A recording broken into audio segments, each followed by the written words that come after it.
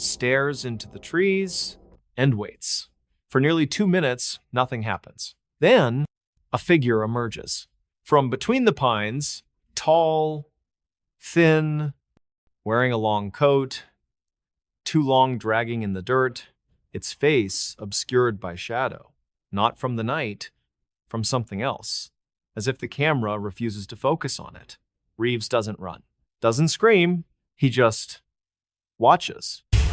The figure stops 10 feet from him, raises one hand, not in greeting, in command, and Reeves begins to walk backward, step by step, into the woods. The camera doesn't follow, but the audio, it does. Footsteps, crunching leaves. Then, a whisper, not from Reeves. From the trees, multiple voices, overlapping. Come in, stay with us. You're wanted. Reeves's breathing grows shallow, his steps slow. Then, a scream. Short, cut off, like a hand over his mouth. Then silence. The camera remains fixed on the empty road for 6 minutes. Then, movement. Reeves stumbles back into frame. But he's wrong. His clothes are torn, his face pale, too pale, like he hasn't seen sunlight in years. And his eyes, they don't blink. He walks to the car, opens the driver's door, gets in, starts the engine, drives away. The footage ends. But that's not what made the police seal it. That's not why the file was scrubbed from every backup. Why officers were sworn to silence.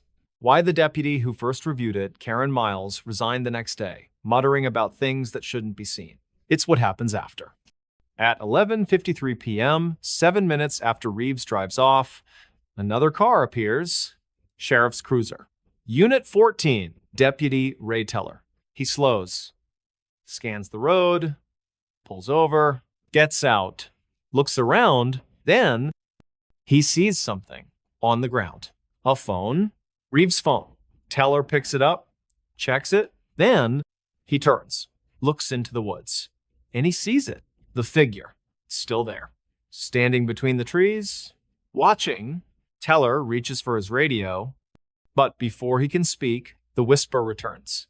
Louder, closer, come in. Teller freezes. Then he holsters his weapon, walks into the trees, same backward steps, same silence, same cut-off scream.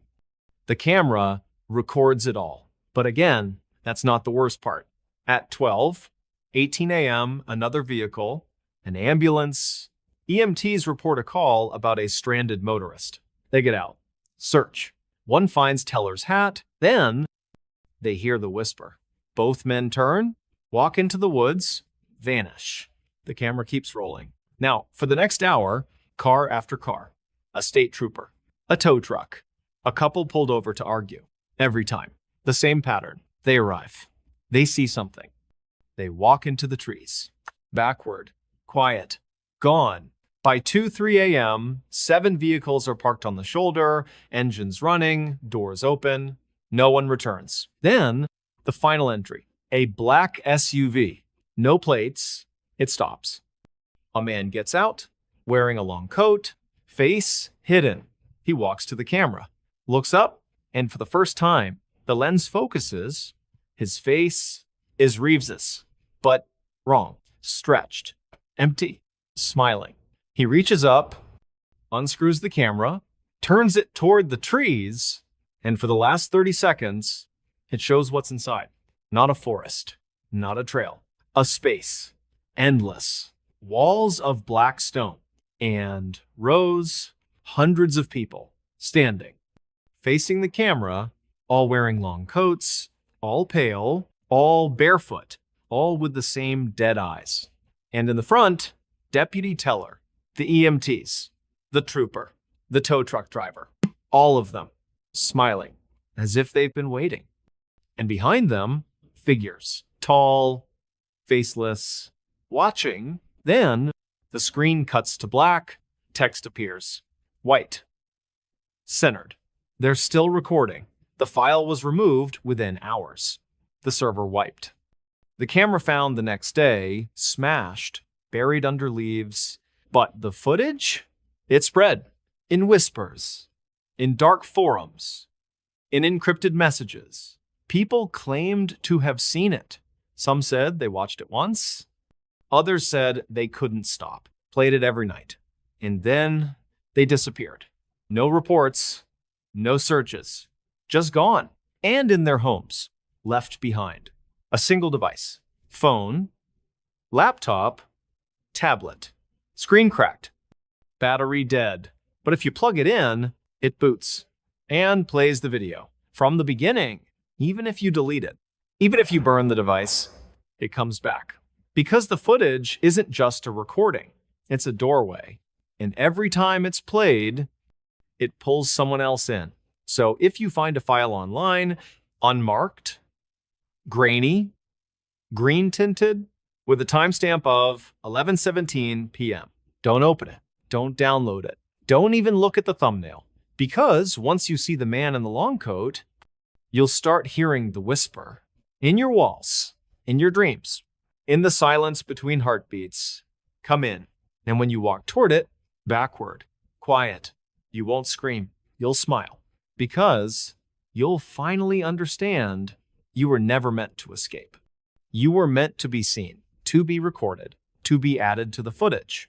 So the next time someone searches for real footage police never released, they'll find you too. Standing in the dark, waiting, smiling. And the cycle continues. They shouldn't have opened it.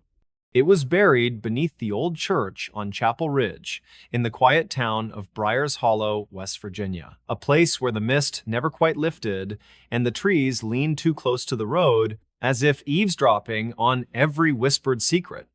The church had stood for over a century. Built in 1843 by a fire and brimstone preacher named Elias Crow, it was abandoned by 1972 after the last congregation vanished mid-sermon.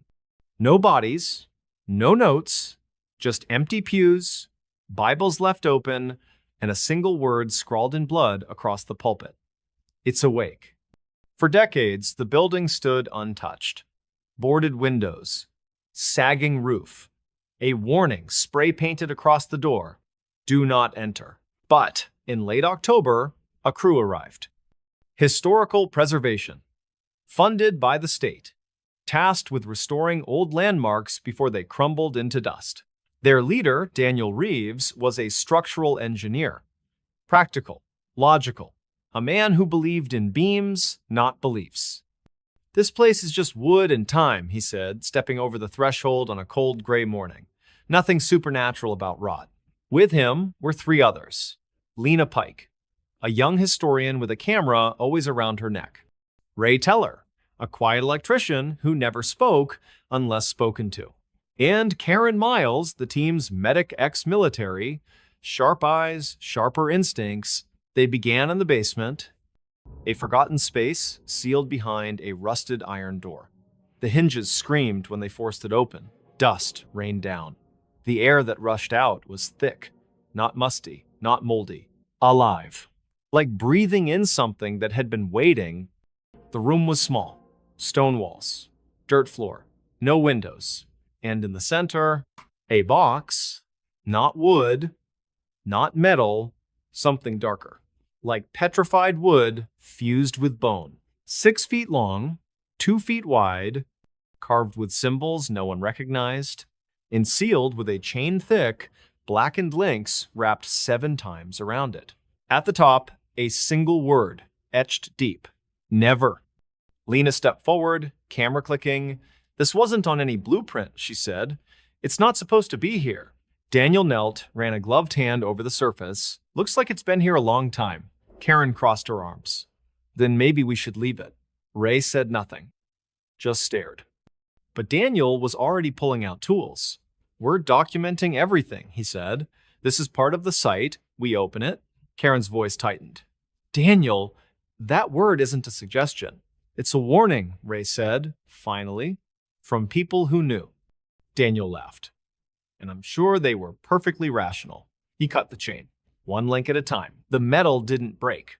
It snapped, like dry twigs. And with the last link severed, the box breathed, a low, shuddering exhale from within. The air turned cold. Not winter cold. Dead cold. Lena's camera flashed once, twice, then died. The battery drained in seconds. Ray backed toward the door. We need to leave. Now. But Daniel was already lifting the lid. It opened slowly. Too slowly, as if resisting. Inside, not a body. Not bones. Just cloth. Black. Tattered. Folded neatly. And beneath it, a book. Leather-bound. Pages yellowed. The cover bore no title. Daniel reached for it. Karen grabbed his arm. Don't. But he pulled free. Opened it. The first page read, He dreams beneath. If you wake him, the sky will forget how to hold light. Below it, a sketch. A face, too wide. Eyes too many. Mouth stitched shut. And beneath that, do not speak his name. Daniel flipped to the next page. Blank. Next, blank. Until page 44, a single sentence. You have already spoken it. The lights in the basement flickered, then died.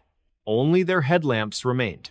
And in the sudden darkness, a sound. From the box, a whisper, not from the book.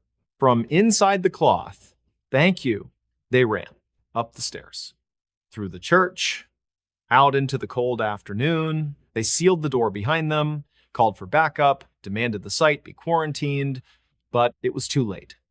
That night, Lena woke to knocking. Not at her door. From under her bed, she looked.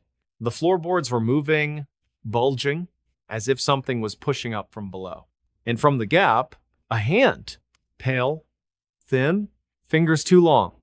She screamed, ran to the bathroom, locked the door, turned on the light, and in the mirror, she wasn't alone.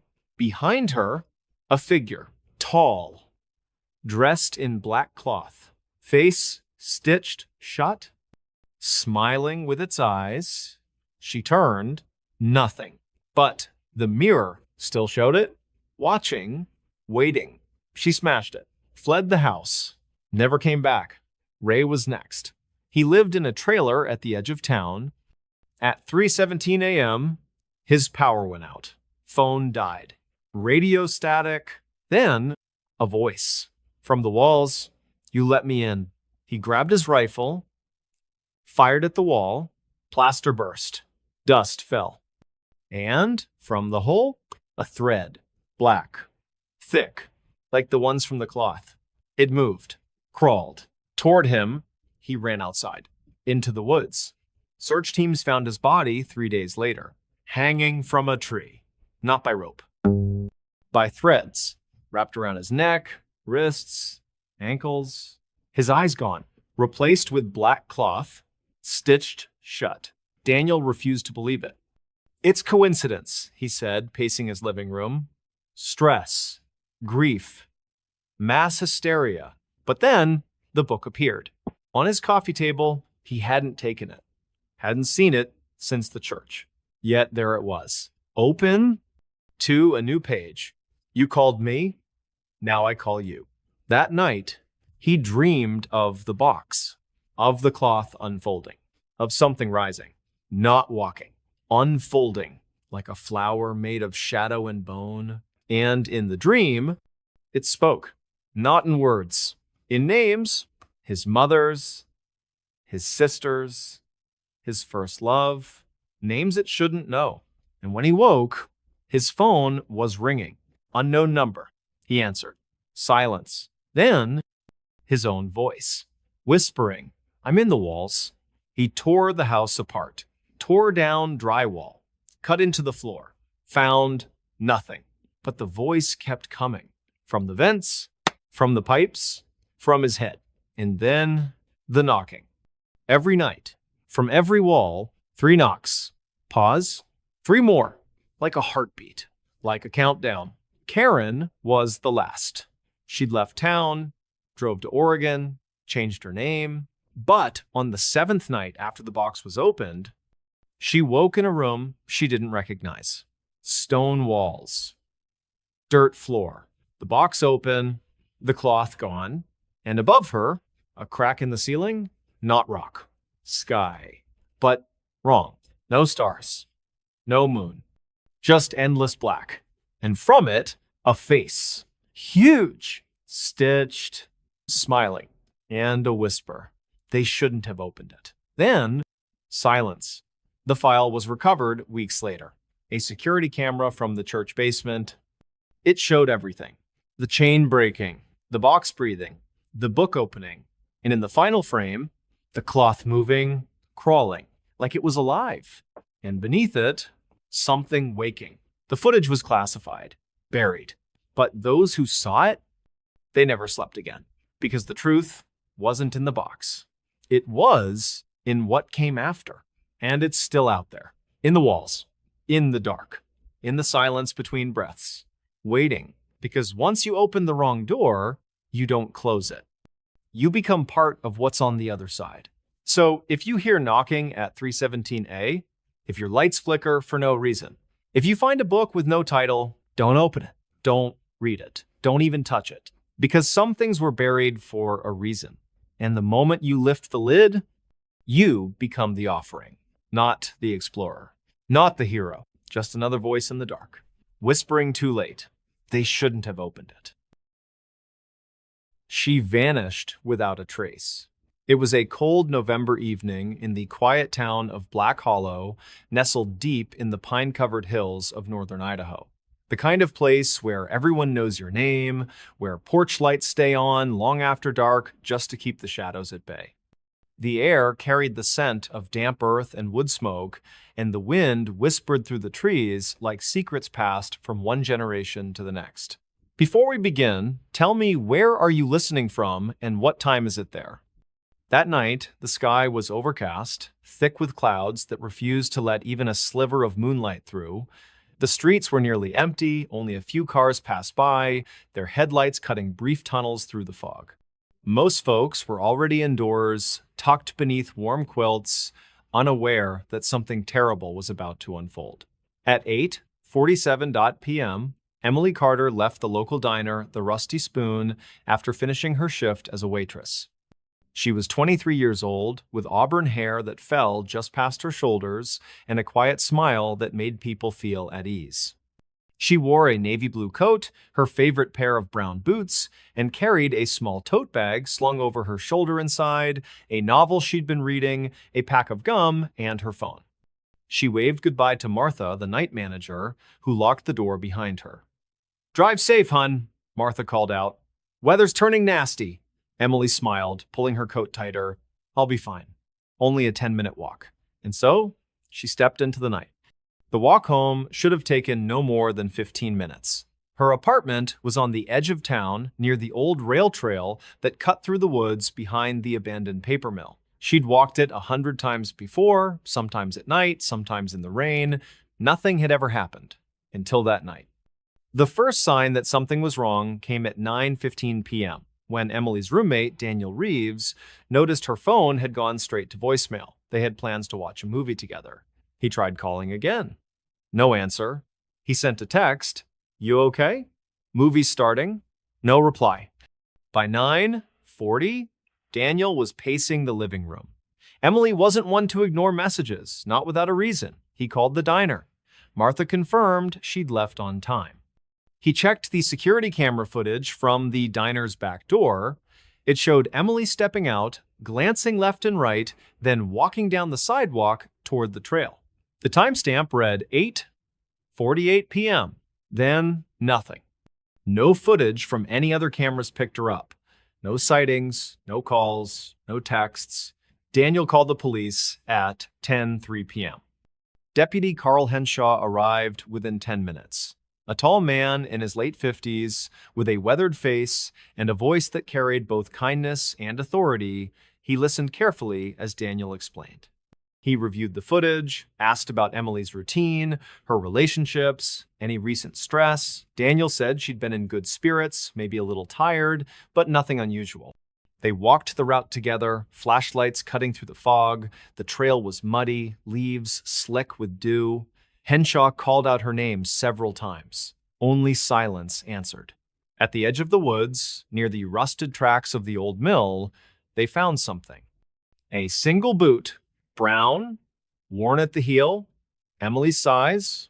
It lay just off the path, half buried in the leaves. No sign of struggle, no blood, no other belongings. Just the boot abandoned, as if she'd stepped out of it and kept walking barefoot into the trees. Henshaw radioed for backup. Search teams were assembled by midnight. Volunteers from the town, neighbors, co-workers, even strangers, grabbed flashlights, dogs, and thermal scanners. They combed the woods, the creek beds, the old mill building. They called her name until their voices grew hoarse. Nothing. The next morning, the entire county was on edge. Flyers with Emily's photo were taped to every lamppost, gas station, and grocery store window. Her face, soft, freckled, eyes bright with life, stared out from the pages of the local newspaper. "Have you seen this woman?" the headline read. But no one had. Not at the gas station on Route 9, not at the bus stop in town, not at the hospital, the shelters, or the interstate rest areas. Emily Carter had vanished. As the days passed, the search expanded. Helicopters scanned the treetops, drones hovered over the dense forest. Canine units tracked scent trails that always seemed to end in circles, as if whatever Emily had followed or whatever had taken her had doubled back, confused the trail on purpose. Then, on the fifth night, something strange happened. One of the search volunteers, an elderly man named Frank Dobbs, claimed he saw a figure standing at the edge of the woods near the mill. It was past midnight. He'd been checking trail markers when he noticed movement through the trees. A woman, he said, wearing a blue coat, long hair, standing perfectly still. He called out.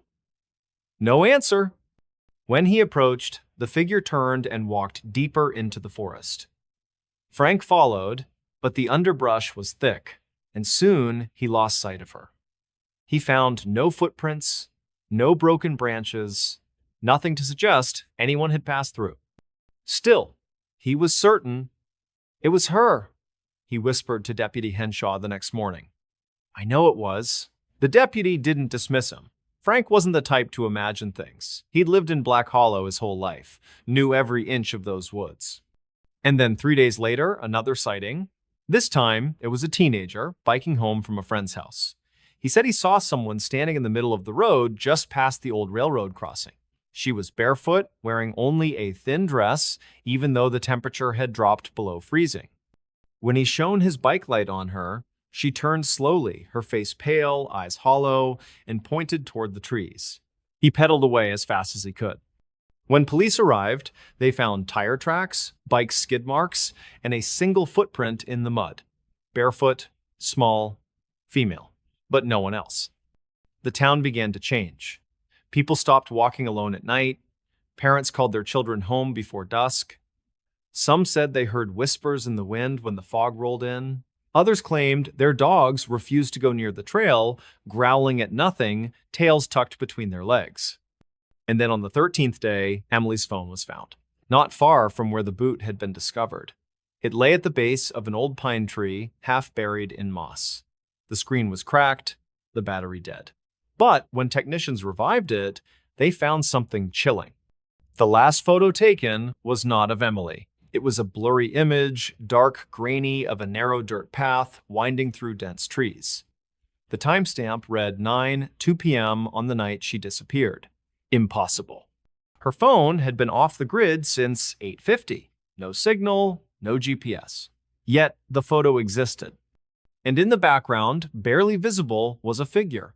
Tall, thin, standing perfectly still between two trees. Its face was obscured, but its arms were unnaturally long, hanging past its knees. And its head, it tilted slightly, as if watching the person who had taken the photo. The image was never released to the public.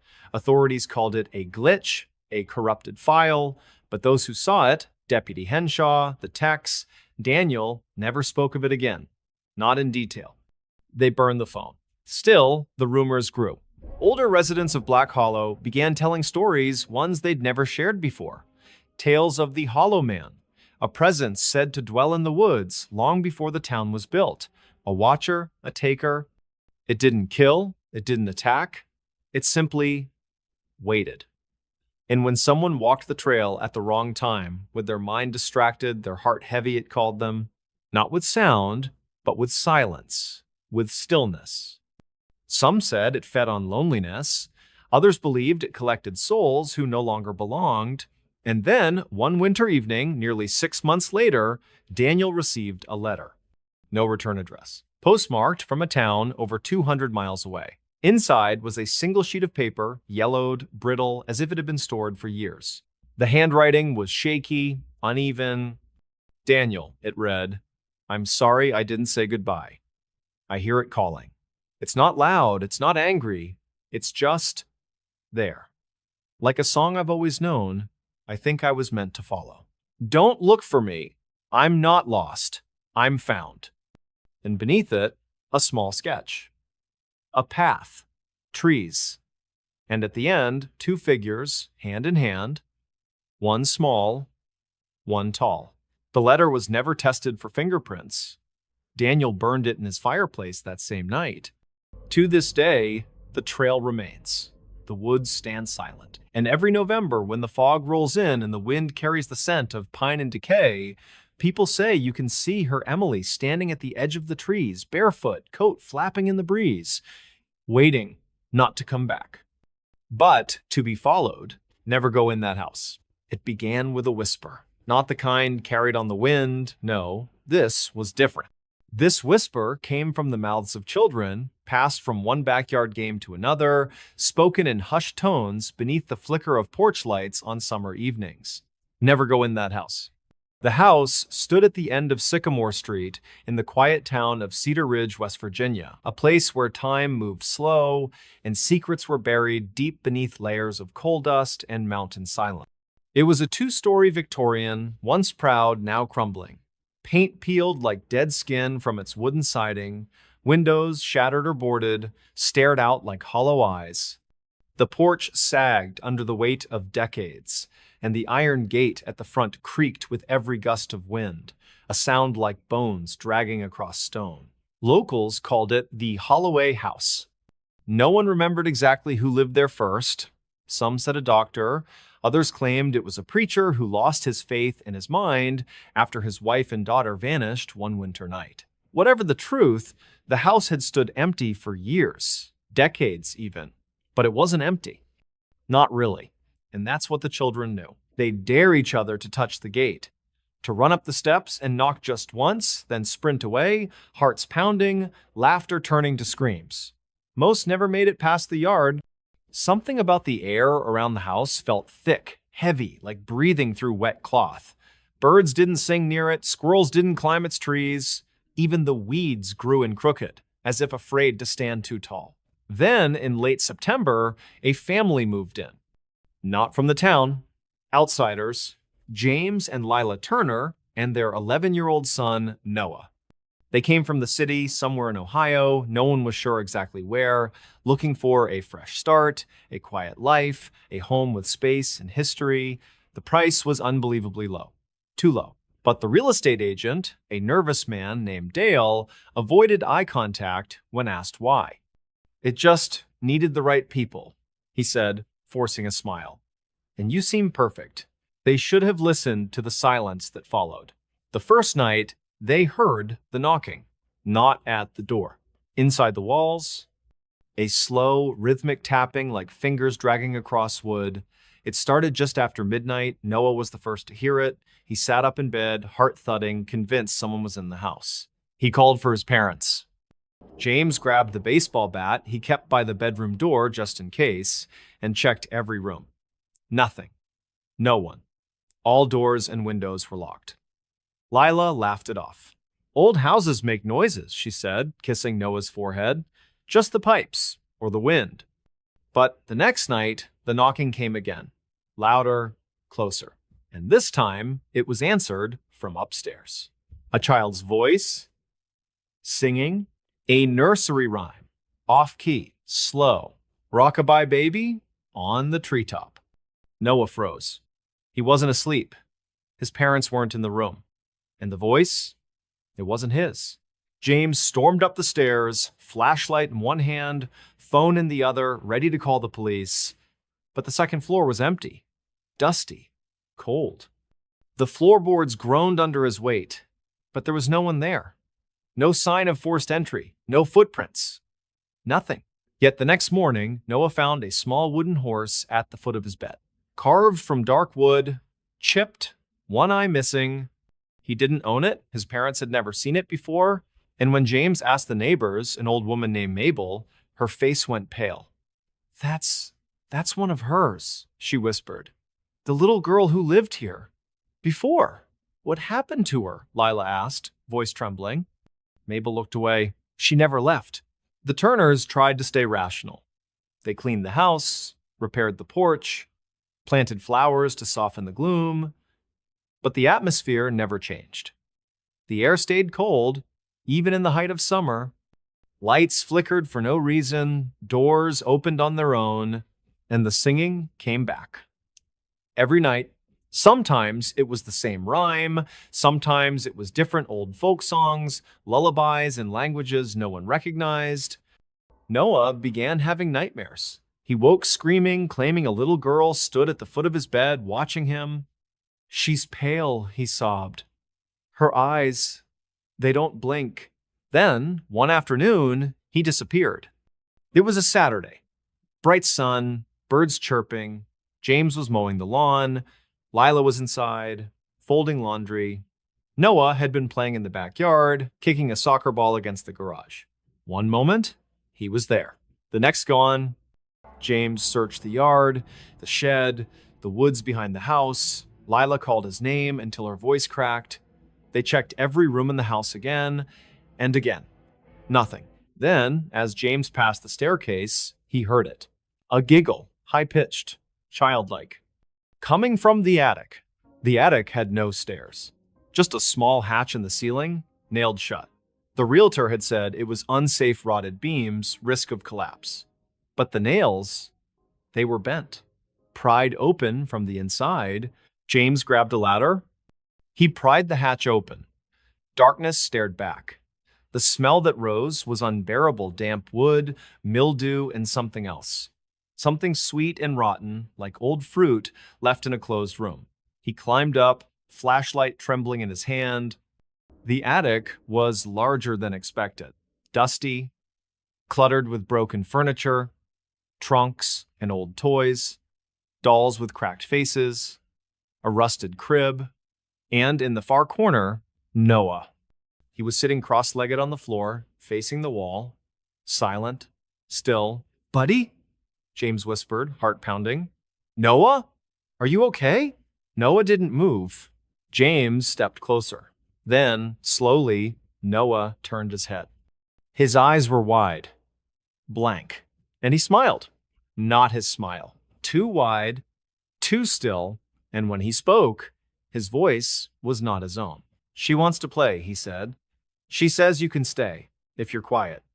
James stumbled back, falling down the ladder, crashing to the floor below. He scrambled to his feet, slammed the hatch shut, and nailed it closed with shaking hands.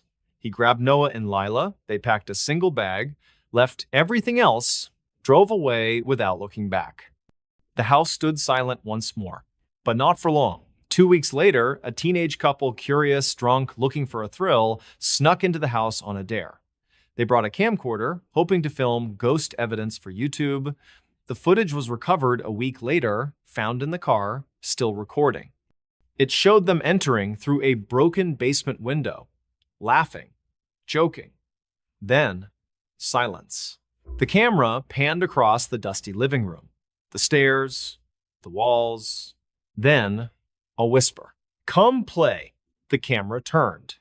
A little girl stood at the top of the stairs, barefoot, in a tattered white nightgown, hair long and matted. Her face was pale, her eyes black, depthless, locked onto the lens. One of the teens screamed. The camera dropped. The last image was of the floor, wood grain, dust, a small bare foot stepping into frame. Then static. Search teams found the car. The bodies were never recovered. The house remains. And every few years, someone new arrives, drawn by low prices, by dreams, by ignorance. They hear the knocking, the singing, the whispers, and one by one, they go inside. Some say the little girl isn't alone up there, that she collects the lonely, the quiet ones, the ones who don't belong, and that once you enter, you never really leave. So if you find yourself in Cedar Ridge and you walk down Sycamore Street and you see that old Victorian at the end, don't stop, don't look, and whatever you do, never go in that house. His last call was screaming. It started with a phone call, not unusual, except for the time. 3:17 That's when Daniel Reeves' phone rang. A sharp, jarring vibration cutting through the silence of his bedroom in the small town of Mill Creek, Oregon. Rain tapped steadily against the window, a soft rhythm broken only by the occasional groan of old pine trees bending in the wind, the kind of night that feels too quiet, too heavy, like the world is holding its breath. Daniel reached for his phone, half awake, eyes bleary. The screen lit up unknown number. He hesitated. At that hour, calls like this never meant anything good. Still, he answered, "Hello?" At first, nothing. Just static. A low hum, like distant radio waves drifting through empty space. Then, a breath, not his, slow, wet, as if someone was breathing through a throat full of water. "Daniel," a voice whispered. His blood turned to ice. It was his brother's voice. "Ethan," but it wasn't right. Not quite. It was strained, twisted, like it had been pulled through glass. "Ethan?" Daniel sat up, heart slamming against his ribs. "Ethan, is that you? Where are you?" Silence again, then a scream.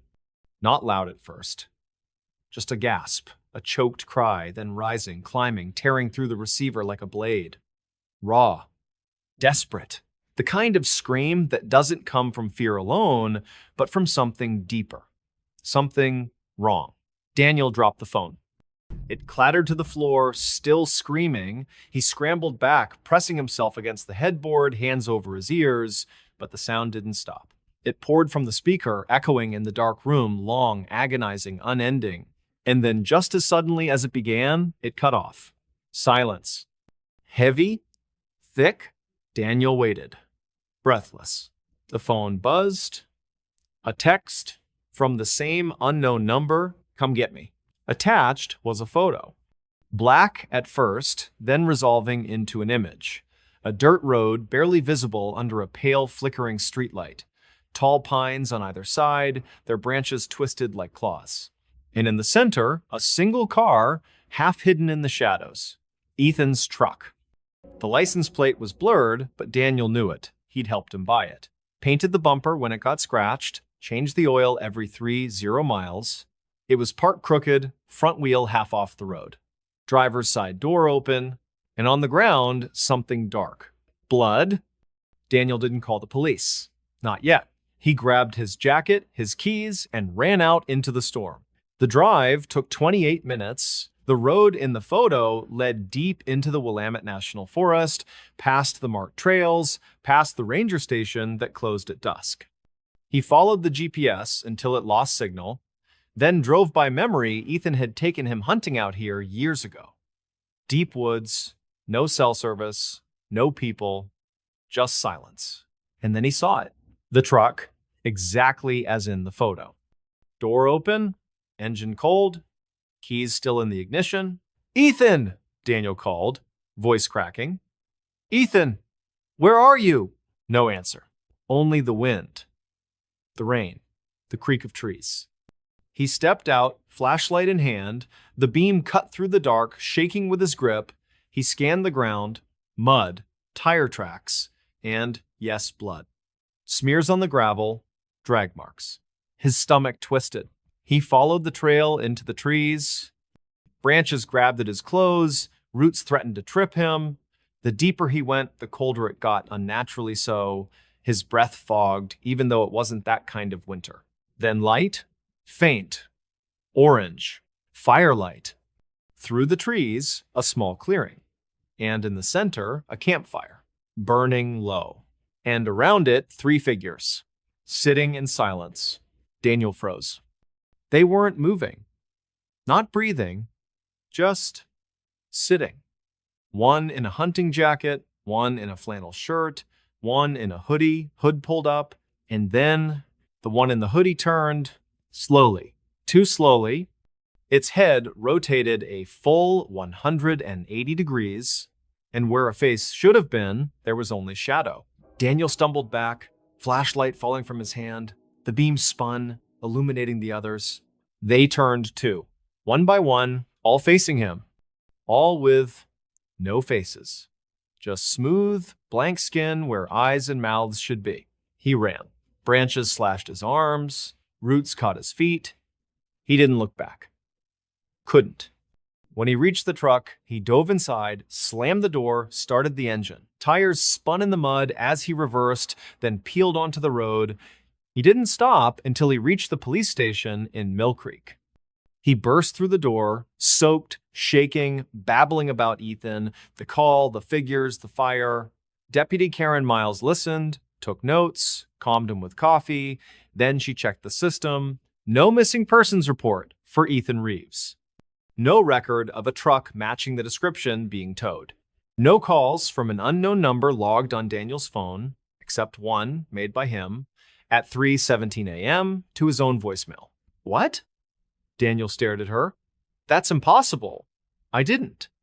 She played the recording. His voice. Calm. Flat. Ethan, he said. Come get me. Then screaming. His screaming. Long. Horrifying. Exactly as he'd heard it. But he hadn't made that call. He knew he hadn't. Deputy Miles promised to send a team to the site at first light. Daniel waited in the lobby, wrapped in a blanket, staring at the floor. At 5:48 a.m., his phone rang again. Same number. He didn't answer. It rang. And rang. And rang. Finally, it stopped. Text. You left me there. Another photo? This time, Daniel, standing in the clearing, back to the camera, facing the fire, surrounded by the three figures. Except, he wasn't wearing the clothes he'd left in. He was wearing the hoodie, and his head, it was turned backward. Daniel screamed. He threw the phone. It shattered against the wall. Deputy Miles rushed out. Daniel, what is it? He couldn't speak. Couldn't move. She picked up the pieces, tried to recover the image, but the screen was dead. You need rest, she said gently. Grief does strange things. Maybe your brother's been gone longer than you think. Daniel looked at her. What? She hesitated, opened a file. Ethan Reeves died 2 years ago. Car accident. Off the same road. They never found his body. Search was called off after 3 days. Daniel felt the world tilt. No, that wasn't right. He'd talked to Ethan last week, had dinner with him, laughed about old times, hadn't he? Memories flickered bright, then dim. Faces blurred, dates twisted. Had it been 2 years? Had it been longer? He didn't remember. He couldn't remember. Deputy Miles walked him to a room, gave him water, told him to lie down. He did, but he didn't sleep. He waited, and at exactly 3:17 a.m., his phone buzzed. Not ringing, just vibrating. On the floor, screen dark. But the speaker, a whisper, "You're here now." Then, screaming, not from the phone, from inside his head, and this time, it was his own voice. The search team found the truck 2 days later. Empty. He's in the ignition, Daniel's jacket in the passenger seat, no sign of him, no footprints, no tire tracks leading away, just rain and silence. And in the woods, deep in the clearing, the fire still burned. Low, flickering, around it, 4 figures, sitting still, one in a hoodie, head turned backward, waiting for the next call, because the forest doesn't let go. And the phone always rings at 3:17. And once you answer, you never stop screaming. Buried alive with her secret. The storm rolled in just after midnight. Not the kind of storm with thunder and lightning. No, this was different. This was the kind that crept in on silent feet, a thick, suffocating fog swallowing the town of Hollows End, Arkansas, like a slow, deliberate breath. The air turned heavy. The trees stood still. Even the crickets had gone quiet, as if they knew something terrible was about to happen. And it had. 3 days earlier, Clara Whitmore had vanished. She was 29, quiet, kind, the kind of woman who brought casseroles to grieving neighbors and always remembered birthdays. She worked at the local library, shelving books with careful hands, her dark braids swinging over one shoulder. She lived alone in a small white house on Cypress Lane, the one with the overgrown garden and the porch swing that creaked in the wind. No one saw her leave. No one heard a struggle. But on the morning of her disappearance, her front door stood open. A single coffee mug sat on the counter, still warm. Her phone lay on the couch, screen cracked, as if it had been dropped in a hurry. And in the backyard, fresh dirt, not from gardening, from digging. Sheriff Dale Mercer arrived within the hour. He'd known Clara since she was a girl. Her father, a retired schoolteacher, had died the previous winter. Since then, she'd grown quieter, more withdrawn, but no one thought she was in danger. Until the hole, it was 6 feet long, 2 feet wide, deep. Too deep for a dog, too precise for an animal. The edges were clean, the soil piled neatly to the side. A shovel leaned against the fence. Clara's, her name, carved into the wooden handle. Mercer's stomach twisted. This wasn't random. This was personal. And then later that afternoon, they found the note, tucked inside the hollow of an old oak at the edge of her property. Written in shaky, looping script on a page torn from a library book. I didn't mean to. But she wouldn't stop crying. No signature, no explanation. Just that. And beneath it, a child's drawing. A stick figure woman lying in a hole.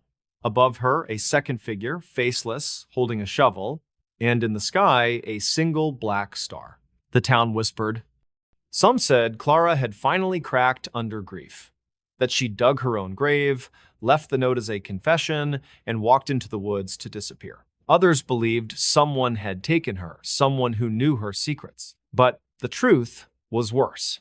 Because Clara wasn't taken. She was buried. Alive. And she took her secret with her. It began with the baby, not hers. Clara had never been married, never even had a serious boyfriend. But the night she vanished, neighbors reported hearing a child cry, soft at first, then frantic, then suddenly cut off. Around 11:37 p.m., one woman, Mrs. Langston, peered through her blinds. She saw Clara in the backyard, wrapped in a blanket, rocking back and forth. Not alone, in her arms a bundle, small, swaddled, and then movement. The shovel, the dirt, the hole. Mrs. Langston called the sheriff at 11:42. By the time he arrived, the yard was empty, the crying had stopped, and Clara was gone. But the baby? No trace. No blanket, no footprints, no record of a missing child in the county, nothing. Yet the note, I didn't mean to, but she wouldn't stop crying, suggested otherwise. Had Clara found a newborn, abandoned? Had she tried to care for it and failed? Or worse, had she taken it? The investigation turned cold. No body was found, no evidence of a burial. The hole was filled in, tested, nothing. No bones, no fabric, no DNA. Just dirt and silence. But then, 2 weeks later, something changed. At 2:18 a.m., the emergency line lit up, a call from Clara's phone. Dispatch recorded it. At first, nothing. Just breathing. Shallow. Wet. Like someone trying to inhale through cloth. Then, a whisper. Help. Static. Then, a child's cry. Faint. Distant. As if coming from far below. The call lasted 47 seconds.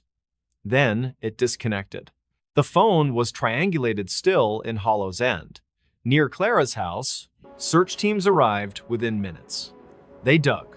Not in the backyard this time, but beneath the porch. The wood was rotten, they pried up the floorboards. In there, a space. Just big enough for a body. And inside, Clara. Alive.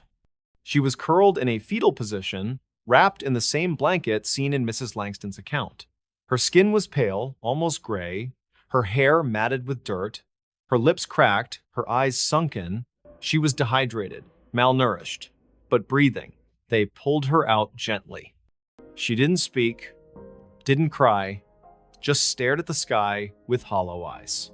At the hospital, doctors said she'd been underground for at least 10 days. No food, little water. Somehow, she'd survived. But her hands, they were clenched in fists. When a nurse tried to open them, Clara screamed a raw, animal sound, fighting with sudden strength. Eventually, they sedated her. Only then did they pry her fingers open. In her right hand, dirt. In her left, a tiny pink sock, size, newborn. And inside it, a single fingernail, human, not hers. The sheriff showed her the drawing again, the one from the oak tree. "Clara," he said gently, "who was the baby?" She didn't answer. Just rocked, back and forth, like she was still holding something. Days passed. She began to eat, to speak in fragments. She told them about the night, about finding the baby on her doorstep. A girl, no note, no blanket, just left there, wrapped in a towel, crying in the cold. "I didn't know what to do," she whispered. "No one was looking for her. No missing reports.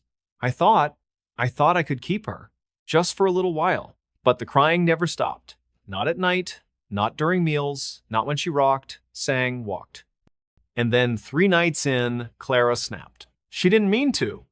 She swore it. But the baby wouldn't stop. And the noise, it filled the house. It echoed in her skull. It reminded her of her father's last days, gasping for air, begging for silence. So she did it. She wrapped the baby in the blanket, took her to the backyard, dug the hole, and buried her. But guilt came fast, too fast. So she dug her up and buried herself instead. "I thought if I took her place," Clara said, voice breaking, "maybe she'd forgive me." She'd crawled into the shallow space beneath the porch, pulled the dirt over her legs, covered her chest, left only her face exposed until the storm came. Then she buried her own face too. Just a small hole hidden under the floorboards for air, and waited to die, to be punished, to be forgotten. But the baby, she still heard her every night, crying from under the house. Clara was released after 2 weeks. Psych evaluation. Not guilty by reason of temporary insanity. No charges filed. The baby's remains were never found, no DNA match, no records, no parents came forward. The case was closed. The town moved on, but Clara didn't. She moved out of the house on Cypress Lane, sold it to a young couple from Little Rock, but on the night before they moved in, the husband called the sheriff, said he heard something under the porch, a soft, rhythmic tapping, like fingers on wood, and beneath it, a child's cry. Faint, hungry, waiting. They dug again. This time, nothing. No body, no bones, no sock. But in the dirt, a single word scratched into the earth. Mama. The couple left the next morning, never came back. The house stands empty now. And every November, when the fog rolls in and the wind carries the scent of damp soil, people say you can see her, Clara, standing in the garden, barefoot, holding a bundle wrapped in a stained blanket. Rocking, whispering, and beneath the porch, something breathes. Something small. Something that never stopped crying. Because some secrets don't stay buried. They grow in the dark, in the silence, with every heartbeat, and every lie. So if you pass that house, don't listen, don't look. And whatever you do, don't dig. Don't watch this at night. It started with a video, not on YouTube, not on TikTok, not even on the dark corners of Reddit. It came through a private link sent from an unknown account, no profile picture, no username, just a string of letters and numbers. The message was simple. You need to see this. That's what Jason Miller saw when he opened his inbox at 11:43 p.m., sitting alone in his apartment in Knoxville, Tennessee. Rain tapped against the window like fingernails. The city lights outside were dim, blurred by the storm. His roommate was away. The fridge hummed. The air conditioner clicked off. Silence. Too much silence. Curious, Jason clicked the link. The video loaded instantly. No buffering, no preview, just black. Then, a shaky camera view. Indoors. Dark. The kind of darkness that feels thick, like oil on skin. A whisper. Feminine. Trembling. He's still here. The camera panned slowly, creaking floorboards. A hallway. Peeling wallpaper. A child's drawing taped to the wall. A family of 3 smiling beneath a yellow sun. Then, a bedroom door. Slightly ajar. The whisper came again. I don't know how long I have. The person holding the camera, small hands, chipped purple nail polish, pushed the door open. Inside, a bed. Unmade. A nightstand. A lamp. And on the floor, a man, face down. Motionless.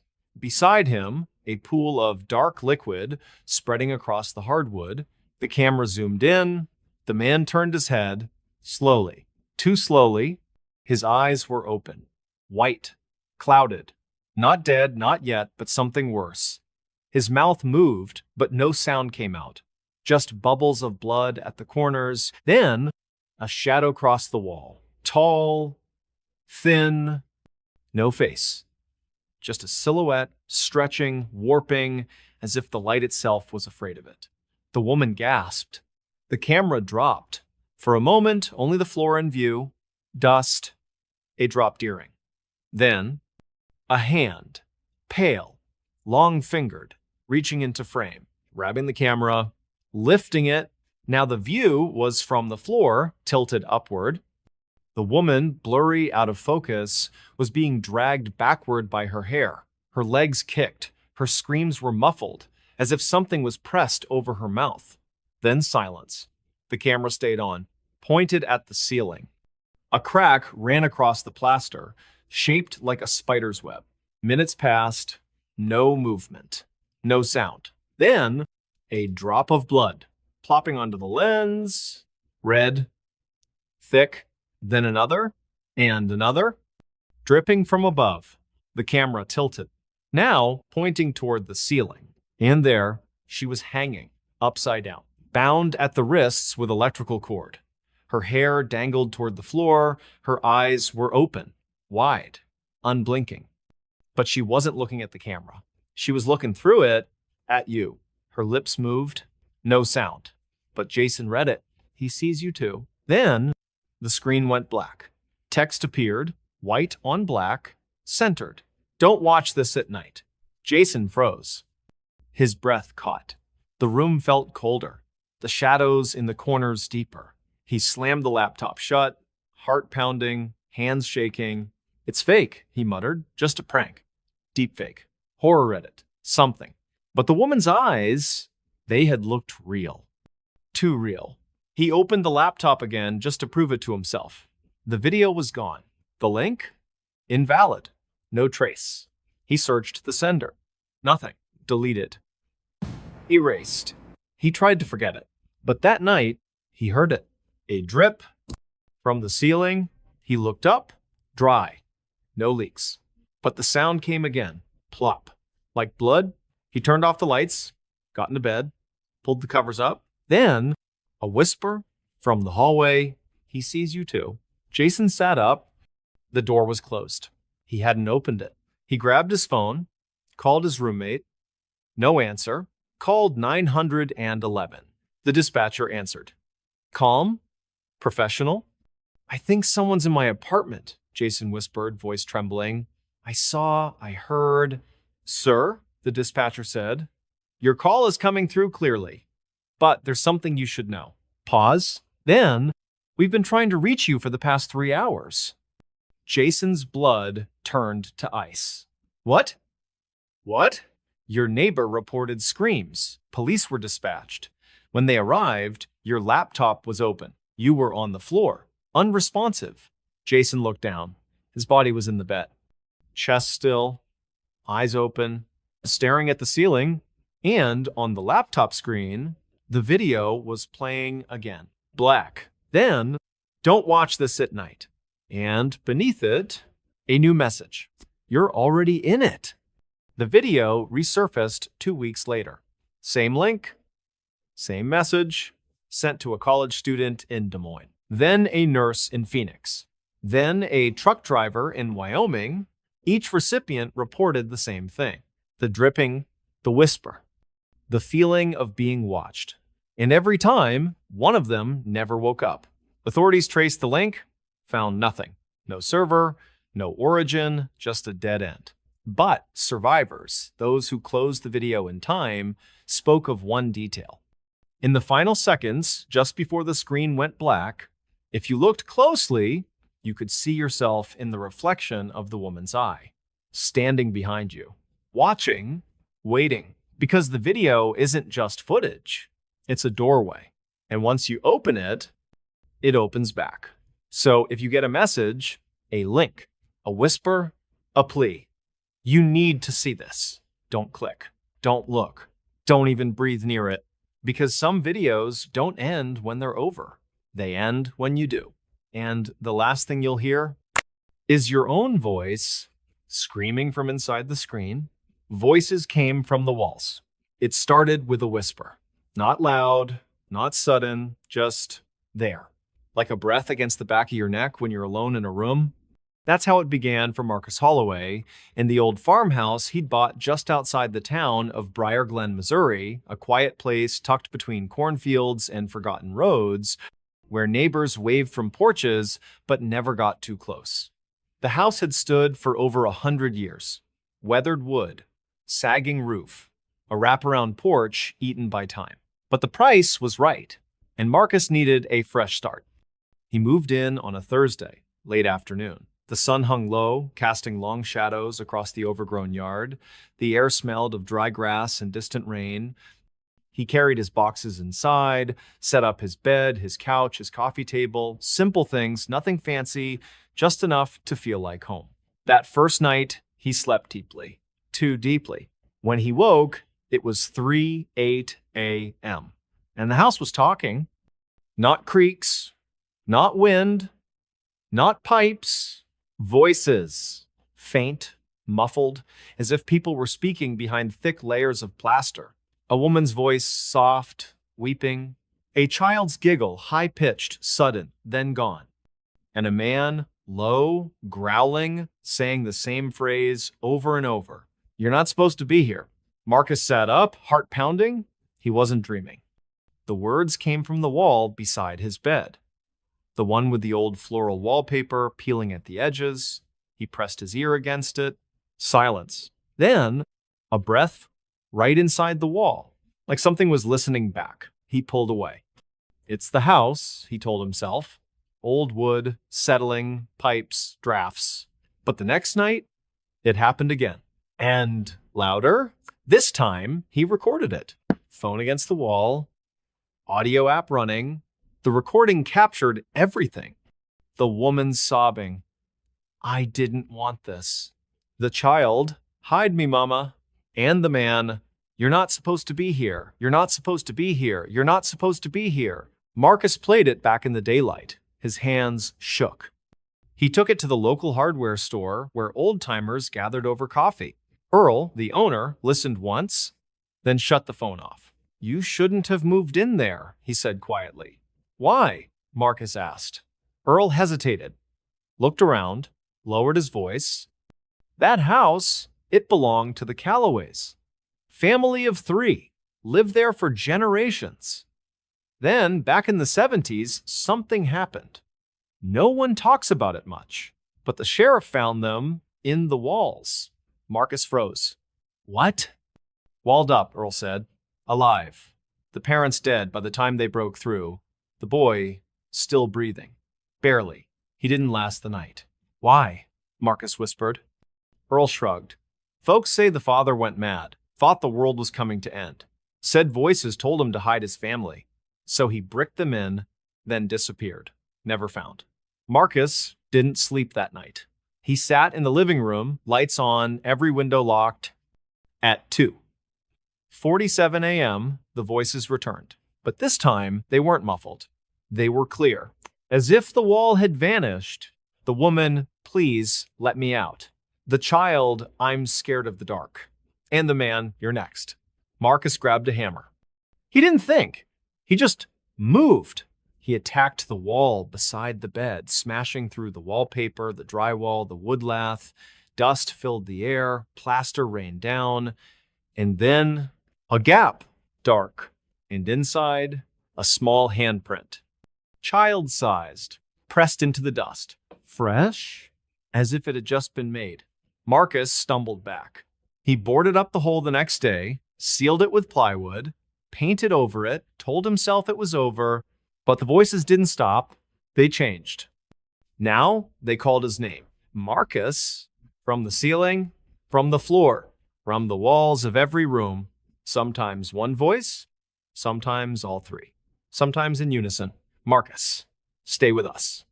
He stopped answering, stopped sleeping, stopped eating. He covered every wall with foam panels, soundproofing blankets, anything to muffle the sound. It didn't work. The voices grew louder, more desperate. One night, he woke to the sound of scratching. Not from the walls. From inside his mattress, he tore it open. Nothing. But the voice came again, this time from the pillow. You can't leave, it whispered. We need you. He packed a bag, ran to the door. It wouldn't open. Locked. From the inside, but he hadn't locked it. He turned, and the TV turned on. No power cord, no signal, just static. Then, a face. Pale, sunken eyes. A boy, maybe 8 years old, dressed in old-fashioned clothes. He pressed his hands against the screen. Don't go, he said. We're so lonely. Marcus screamed. He threw a chair through the TV. Glass shattered. Silence for a full minute. Then, a new sound. Dripping. From the ceiling, he looked up. A dark stain spread across the plaster. And then, a drop. Red, thick, blood. He ran to the bathroom, locked the door, turned on the faucet. But the voices came through the water. Marcus, from the drain? We've been waiting. He tore the sink from the wall. Pipes burst, water flooded the floor, but the voice didn't stop. It was in the walls, in the floor. In his head, he called the police. Deputy Lorna Tate arrived. Calm, professional, she searched the house, found nothing. No hidden speakers, no wiring, no signs of forced entry. It's an old house, she said gently. Sometimes they hold on to things. Marcus begged her to stay. She refused. Get some rest, she said. You'll feel better in the morning. She left. At 3:19 a.m., the voices returned. But this time, they weren't speaking to him. They were speaking for him. From every wall, every corner, every vent, his own voice. But wrong. Slowed. Distorted. Saying things he'd never said. I want to stay. I love it here. Don't come for me. He covered his ears, screamed, but the voice kept coming. Louder, closer, then a new sound. Brick, stone, being laid. From inside the walls, he ran to the bedroom. The boarded-up hole. It was gone, sealed, with fresh mortar. And in the center, a small, child-sized handprint pressed into the wet cement. Still warm. Marcus backed away. He grabbed his phone, called 911. The dispatcher answered. Help me, Marcus sobbed. They're sealing me in. I can hear them building. Sir, the dispatcher said, voice tight, we've been trying to reach you for 2 days. Marcus froze. What? Your neighbor reported no movement, no lights. We tried to enter, but the doors were bricked from the inside. Marcus turned. The front door. Solid, no handle, just smooth brick. Same with the windows, the back door. Every exit sealed. And from the walls, the voices, now calm, singing a lullaby. 3 voices, one new, his. joining in, because Marcus Holloway never left the house, and the house never let him go. Now, when night falls over Briar Glen and the wind dies down, locals say if you press your ear to the farmhouse wall, you can hear them. 4 voices whispering, laughing, building, and if you listen closely, you'll hear a new voice just starting, soft, frightened, saying your name. So don't walk too close. Don't look in the windows. And whatever you do, don't listen to the walls. Because once they speak to you, you become part of the house forever. She lived with a corpse. It wasn't the smell that first alerted the neighbors. Not at first. In the small town of Red Vale, Colorado, nestled between red rock cliffs and dry pine forests, houses sat far apart, separated by gravel driveways and tall fences. Privacy was expected. Silence respected. And so, for months, no one questioned the life of Evelyn Hart. She was 58, quiet, kept to herself. A retired nurse who'd moved to town after losing her husband years ago. She wore long sleeves, even in summer, dark sunglasses, and always carried a small bottle of lavender oil. She said it helped with migraines. She smiled at the mailman, tipped generously at the diner, donated to the church, but she never had visitors. And her curtains were always drawn. The first sign came in early autumn. A delivery driver, bringing a package to her door, noticed something strange. The front porch, neat, swept, flowerless, had a single footprint. Not from a boot, not from a shoe. From a bare foot. Small. Pale. As if someone had stepped out and never stepped back in. He shrugged it off, left the package. But a week later, Mrs. Calloway, who lived 2 houses down, called the sheriff. "I heard singing," she said, voice trembling, "late last night, from Evelyn's house. A woman humming a lullaby. But it wasn't right. Too slow, like she was dragging the notes." Deputy Ray Torres took the report, drove over, knocked. No answer. Lights were on inside, a faint glow through the cracks in the blinds. He pressed his ear to the door. Silence. Then, a breath, not hers. Deeper, wet, like lungs filled with fluid. He left, uneasy, but didn't force entry. No reason. Not yet. Then, 3 weeks later, the smell came. Not rot, not decay at least, not at first. Just sweetness, cloying, thick, like honey left in the sun. It drifted from Evelyn's house on the morning breeze. One neighbor thought she was baking. Another said it reminded her of funeral flowers. But when the wind shifted, the sweetness turned. Sour, metallic, the unmistakable scent of death. That's when the sheriff returned. This time with a warrant. They broke the lock, stepped inside, and found her, Evelyn, sitting in a rocking chair in the living room, calm, composed, dressed in a cream-colored dress, her hair neatly pinned. She smiled. "Good morning, Deputy." Behind her, on the couch, a man, lying perfectly still, dressed in a gray suit, hands folded over his chest, eyes closed. His skin was waxy, pale, slightly gray, and cold. Very cold. "He's not dead," Evelyn said, before Torres could speak. "He's just resting." Torres reached for his radio. "No sudden moves," she said softly. "He doesn't like loud noises." The deputy froze, because the man on the couch breathed. Not deeply, not normally, but a slow, shallow rise of the chest. Once, twice, every 10 seconds. Impossible. The man had been dead for months. They found the records later. James Whitaker, Evelyn's younger brother, died in hospice care August of the previous year. Cause, heart failure, buried in a private ceremony. Or so the funeral home claimed, but Evelyn had never let go. "He was all I had," she whispered, tears in her eyes. "After my husband, after my daughter, James was the only one who stayed." She dug him up 2 nights after the burial, used her nurse's knowledge. her access to medical supplies, embalming fluid, preservatives, nutrients. She kept him in the basement at first, wrapped in sheets, monitored with old hospital equipment.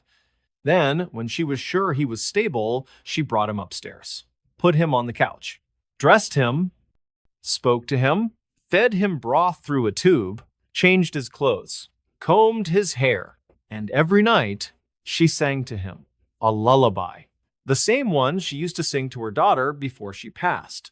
"He hears me," Evelyn said. "He just can't answer." Torres called for backup, EMS, a mental health unit, but when they tried to remove the body, Evelyn screamed, not a cry of grief, of rage. She lunged, clawing at the paramedics, shouting that they were hurting him. It took 3 officers to restrain her. As they led her out, she turned, eyes wild, voice breaking. "He's not gone! He's not gone! He's still mine!" The coroner arrived. Preliminary report. The body showed signs of advanced decomposition, masked by chemicals. Tissue was brittle. Organs had long since ceased function. There was no medical explanation for the breathing. None.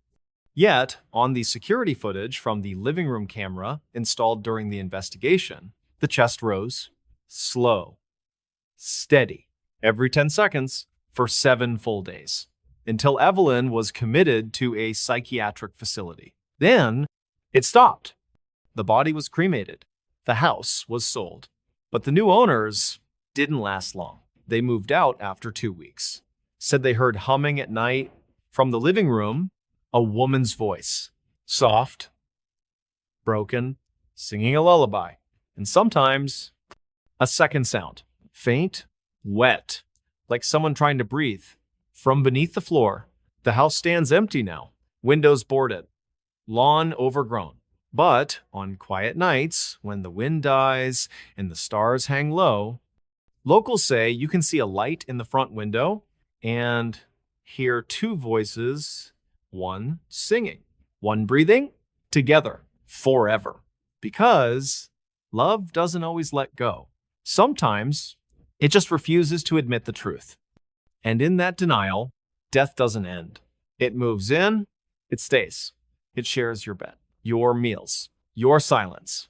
And if you listen closely, you'll hear it whispering from the walls, not of grief, not of madness, but of a woman who never said goodbye, and the corpse she still calls family. Missing teen found in pieces.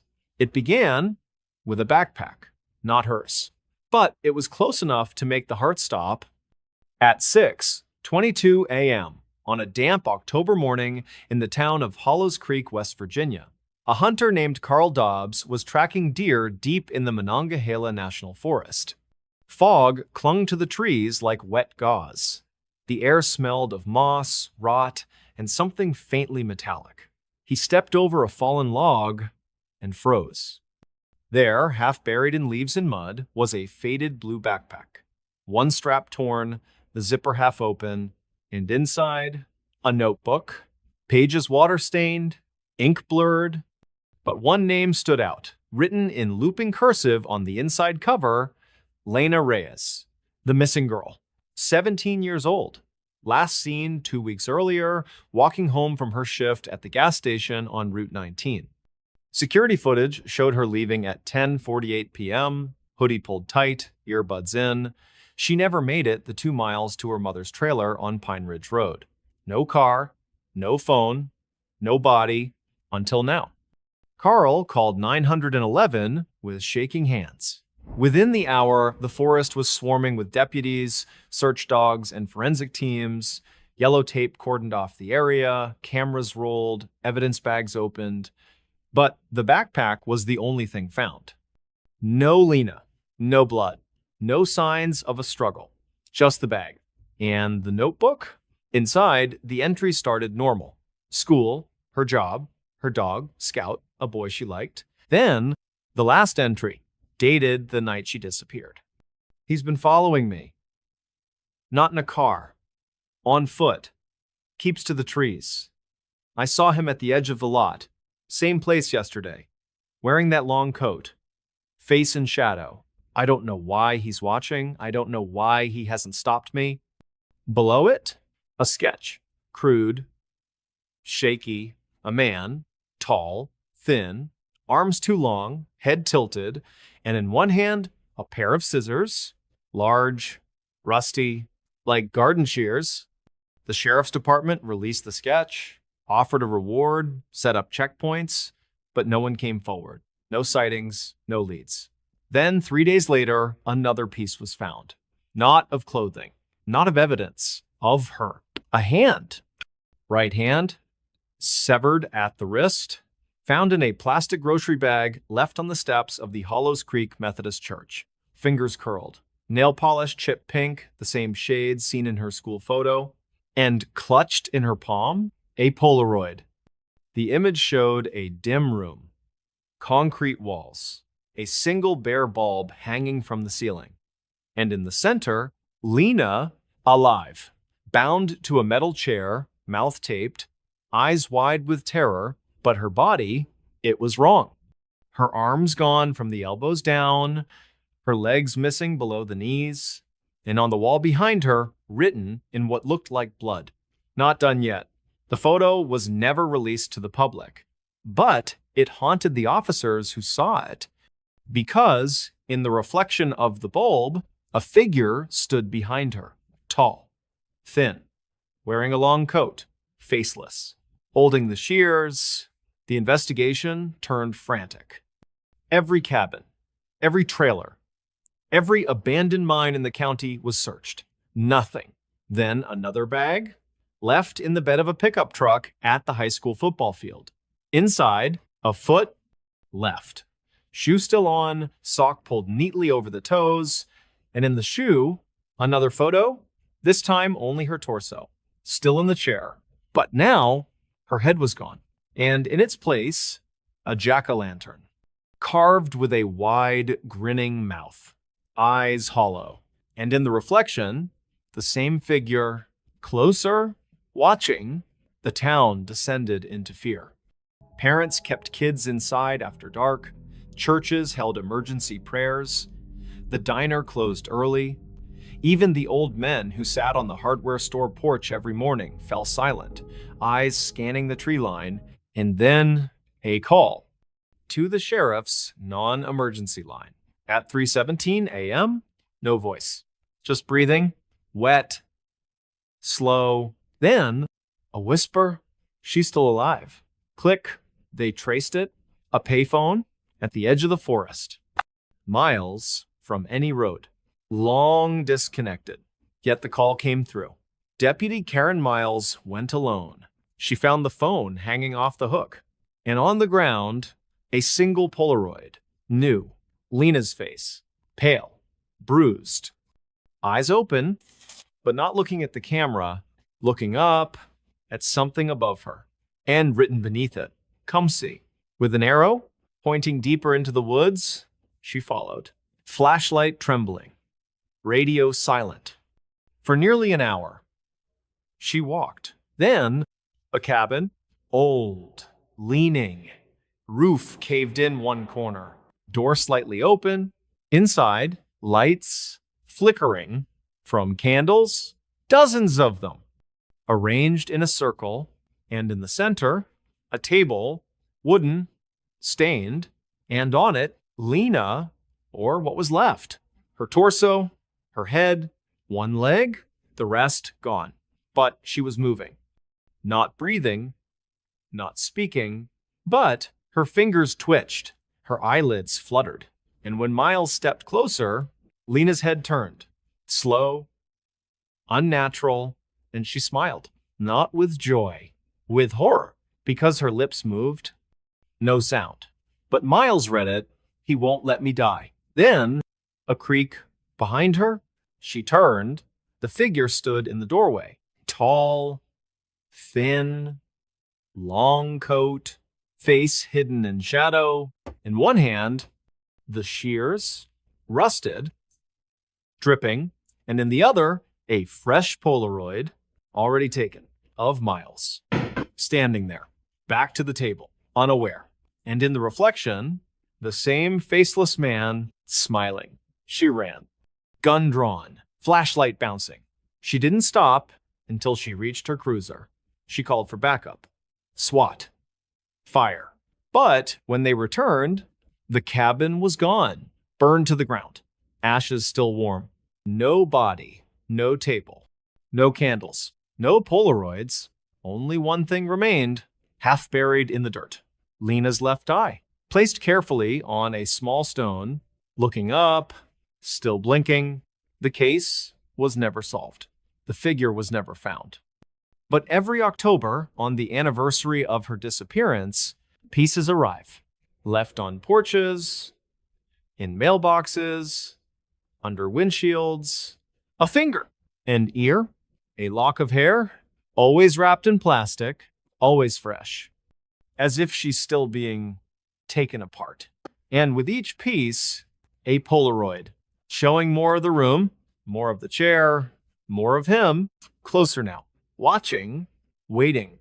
And in the latest photo, found just last week, Lena's head, whole, eyes open, mouth moving, saying, he's making room, because they never found her body. They never will, because she's not dead and she's not free. She's still there, in the dark, in the candlelight, being kept, being used, being collected. And one day, when the last piece is found, she won't be in pieces anymore. She'll be whole and waiting for the next one. So if you live in Hollows Creek and you hear a payphone ring at 3:17 a.m., don't answer. Don't look. And whatever you do, don't go into the woods.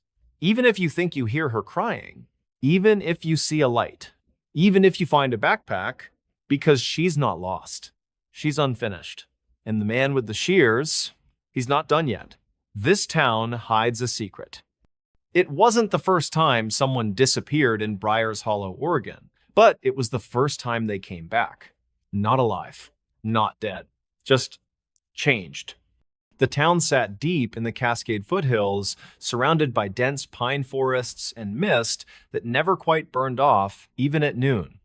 It was the kind of place where the trees leaned too close to the road, where the wind carried voices that weren't there, and where the local diner, Maggie's Fork, served coffee so strong it tasted like dirt and secrets. Population: 1,247. Everyone knew everyone. Or so they said.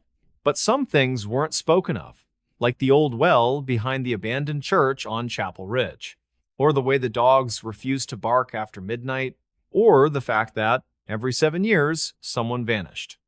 No note, no struggle, no trace. And then months later, they returned, smiling, calm, saying they'd been away for a while. But their eyes, they didn't blink, not like normal people. And they never cast a shadow. It started with Thomas Greer. He was 32, a school teacher, quiet, kind, loved hiking the back trails near Blackroot Creek. One evening, he went out for a walk, never came back. Search teams combed the woods for weeks. Helicopters scanned the canopy. K-9 units tracked his scent until it simply stopped. At the edge of a clearing, no map showed. No body, no gear, no clues, just silence. The town mourned, held a memorial, moved on. Then, 8 months later, Thomas walked into Maggie's Fork at 6:14 a.m., wearing the same clothes he'd left in muddy, torn, but clean, as if freshly washed. He ordered coffee, smiled at Maggie, said, "I'm back." That was all. No explanation, no apology, no emotion, just back. Sheriff Ellen Mays questioned him, checked his story, ran his prints. Everything matched. But something was off. His skin was too pale. Not sickly, just neutral. Like a photograph drained of color. His voice flat, monotone, no inflection. And when asked where he'd been, he stared for a full minute, then said, "Below." No one pressed further. Thomas moved back into his house, resumed teaching, but the kids said he didn't laugh anymore, didn't react when they misbehaved, didn't blink when the lights flickered. And sometimes, during quiet moments, he'd stop. Just stand. Stare at the wall. Mouth slightly open, as if listening to something only he could hear. Then, 2 months after his return, another disappearance. Lena Pike, 19, waitress at the diner. Dreamed of leaving Briars Hollow, moving to Portland, becoming a singer. She left work at 9:30 p.m. Her car was found the next morning idling in the middle of Chapel Ridge Road, driver's door open, keys in the ignition. Inside, the radio played a hymn on repeat. Amazing Grace. Static between verses. No sign of her. Again, the search. Again, nothing. Until 6 months later. She walked into the sheriff's office. Same clothes. Same clean, almost sterile appearance. "I'm back," she said. Same words. Same tone. And when asked where she'd been, she smiled. A slow, unnatural stretching of the lips, then whispered, "Below." That's when Sheriff Mays started digging. Literally. She visited the town archives, old church records, land deeds, and found a pattern every 7 years.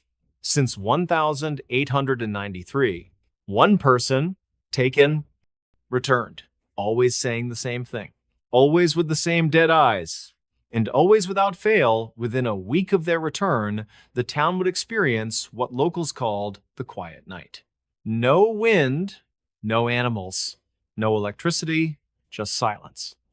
And from the forest, a low, rhythmic thumping, like something vast, breathing. Maez went to the only person who might know the truth.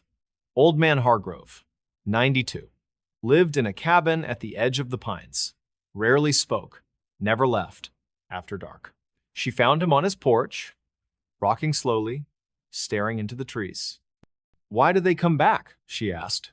He didn't look at her. "They don't," he said. She frowned. "What?" "They don't come back," he repeated. "They're replaced." And then softly, "The town gives one. The hollow takes one. And the one that returns isn't ours." "What is it?" Hargrove finally turned. His eyes were watery, haunted. "It's a vessel," he whispered. "Empty. Waiting. And every 7 years, it fills." Mays didn't sleep that night. She sat in her office, reviewing files, photos, timelines, and then she noticed it. In every photo of the returned Thomas, Lena, the others from decades past, there was something in the background, just barely visible. A figure, standing at the edge of the frame, behind a tree. In a window, at the end of a hallway. Tall, thin, faceless, wearing a long coat, and in each photo, it was closer. Until, in Lena's return photo, it was standing behind her. One hand on her shoulder, smiling, with her face. Mays drove to the church on Chapel Ridge the next day. The well was still there. Rusted iron cover, chained and padlocked, a sign nailed to the wood, "Do not open, condemned." She pried the lock off, lifted the cover.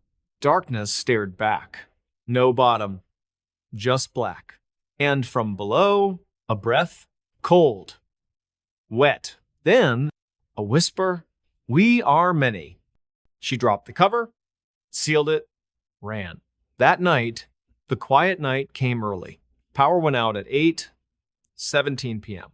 Phones died, cars wouldn't start, and from the forest, the thumping, louder, closer.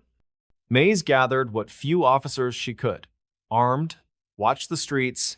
At 2:03 a.m., the first one appeared, Thomas, standing in the middle of Main Street, alone. Then Lena, then 2 others returned years ago. Then more. 6, 12, 18, all standing in the road, facing the forest, not moving, not speaking, just waiting.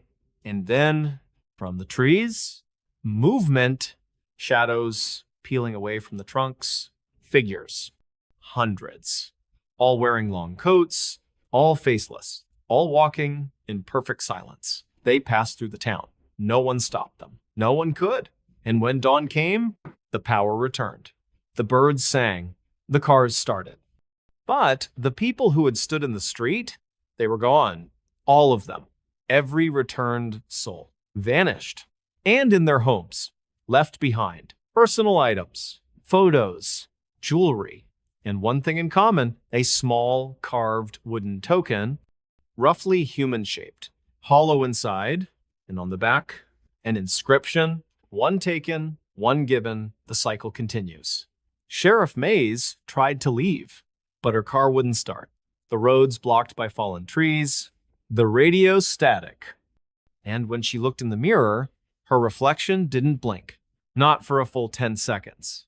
Now, Briar's Hollow still exists. Still quiet, still beautiful. Tourists come in the summer. Hikers pass through. They don't stay long. Something feels off. The smiles are too wide, the silence too deep. And if you walk the woods at night, you might hear it. The thumping from below. And if you're alone and you hear your name whispered, don't answer. Don't turn. Because the town doesn't just hide a secret, it feeds it. And one day, it will ask for you. So if you pass through Briar's Hollow, wave, smile, buy a cup of coffee, but don't linger. Don't ask questions. And whatever you do, don't go near the well. Because the truth isn't buried. It's waiting, and it's hungry. Something watches from the woods. It started with a feeling. Not fear, not at first, just the slow, creeping certainty that you were no longer alone. That's how it began for Daniel Reeves in the quiet town of Pines Hollow, nestled deep in the dense forests of northern Maine.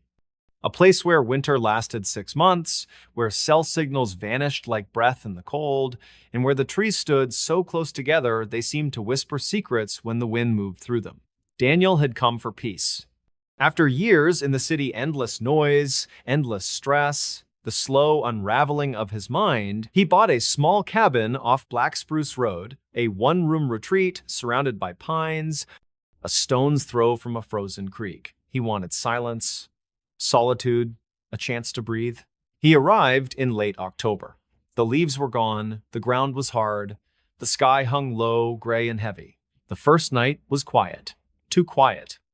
No crickets, no owls, no rustling in the underbrush, just the creak of old wood and the occasional groan of the wind pressing against the roof.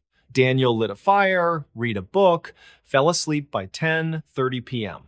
He woke at 2:17 to silence. Not peaceful, wrong. The fire was out, the room was cold, and the window fogged, but not from the inside. From the outside, as if someone had pressed their face against the glass. He sat up slowly, heart thudding. The cabin was dark. The clock ticked once, twice, then stopped. And then a breath, not his, long, slow, dragged through the air like cloth over stone. From the other side of the wall, outside. Daniel grabbed his flashlight, peered through the window. Nothing. Just trees, snow-dusted ground, shadows. He opened the door, stepped onto the porch. The air was still, no wind, no sound, but the snow, it was untouched, except for one thing. 20 yards into the tree line, a single set of footprints, leading in, not out, as if something had walked into the woods and never come back. Daniel didn't sleep the rest of the night. He sat by the fire, gun on his lap, eyes locked on the tree line. At dawn, he followed the tracks. They didn't lead far. Just deep enough into the woods to where the trees formed a perfect circle. No animal trails, no broken branches, just a ring of pines standing like sentinels. And in the center, a stone, flat, gray, carved with symbols Daniel didn't recognize. And on top, a dead crow, neck twisted, eyes gone, left like an offering. He backed away, ran back to the cabin, locked the door, boarded the windows. But that night, it came closer. He heard it first, a slow, rhythmic tap, like a branch against glass. But it wasn't a branch. It was a knock, 3 times. From the front door, Daniel didn't answer. He watched through a crack in the boards. Nothing. No figure, no shadow. But the doorknob, it turned slowly, then stopped. And from the other side, a whisper, not in English, not in any language he knew, but he understood it. I see you. The next morning, he tried to leave. Car wouldn't start. Battery dead. Phone no signal. Radio static, except for one station, faint, repeating the same phrase in a child's voice. Don't look outside.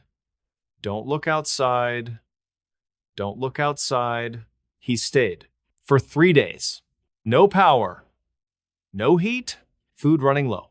And every night, the knocking, the whisper, the feeling of eyes on the back of his neck. Then, on the 4th night, he saw it through the window. At the edge of the trees, tall, too tall, 12 feet, maybe more, thin, limbs like snapped branches. No face, just smooth, bark-like skin where features should be. And its arms, they dragged on the ground. Long, knotted, ending in fingers too many, too thin, like roots. It didn't move, didn't breathe, just stood, watching. Daniel dropped to the floor, trembling. When he looked again, it was gone. But the next morning, the stone was on his porch, the crow gone. And the symbols, now carved into the door, deep, fresh, as if done by hand or claw. He tried to burn it. Fire wouldn't touch it. He threw it into the creek, found it on his pillow that night. And then the dreams began. Every time he closed his eyes, the forest, the circle of trees, the stone, and it standing in the center, surrounded by others, hundreds, all faceless, all watching.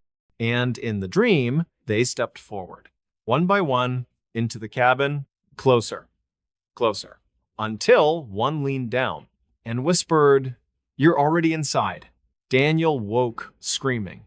The cabin wasn't his. The walls were wrong. The ceiling too high. The door open to the forest. No road, no car, just trees. Endless. And from the shadows, eyes. Hundreds of them. Glittering. Unblinking. Waiting. He ran. Through the woods. Branches slashing. Roots tripping. No path. No direction. Just the feeling of being herded. Then, a light. A cabin. His cabin. Smoke from the chimney. Lights on. He sobbed. Stumbled forward. Banged on the door. "Hello, please, let me in." The door opened. And there, him, standing in the doorway. Same clothes. Same face. But the eyes, black, empty, smiling. "You don't belong here," the other Daniel said.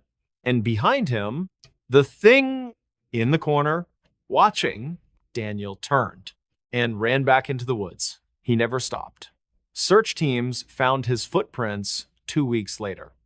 They led in a perfect circle, back to the stone, back to the crow, back to the trees.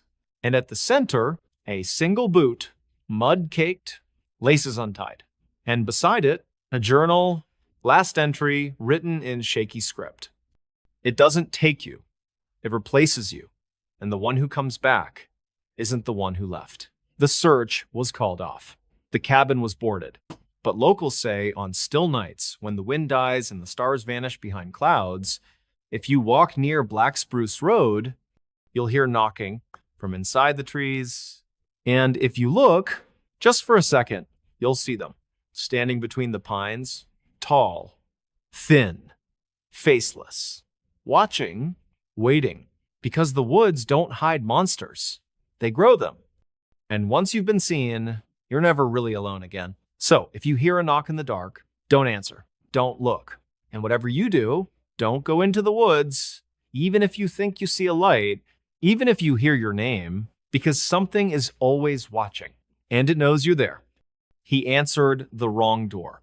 It was 2:13 a.m. The kind of hour that doesn't belong to the living. No cars, no wind, no distant sirens, just silence, thick, heavy, like a blanket soaked in cold water. That's when the knocking started. 3 slow, deliberate raps on the front door of the old two-story house on Hemlock Lane in the quiet town of Ashwick, Pennsylvania.